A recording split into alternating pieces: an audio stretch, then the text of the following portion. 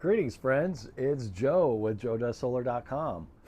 So I may have covered some of this in a previous video, but I keep getting the question of like, what happens if my roof needs to be replaced and my panels need to, of course, come off during that process.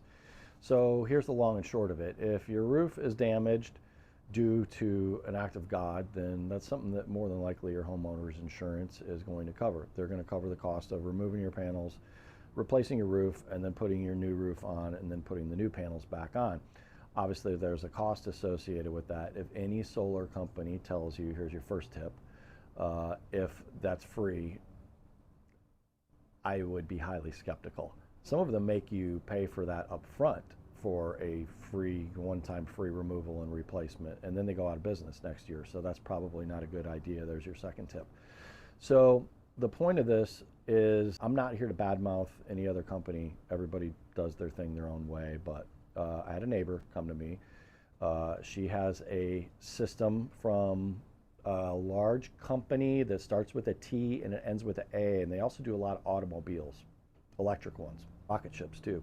So she asked me to get a quote on what it would cost to take those panels off and have them put back on. In this case, this was not a insurance claim. This was, the roof was really old. The panels had been up there a while and they just needed to come down so the roof could get replaced. So this company gave her a really crazy price to do this.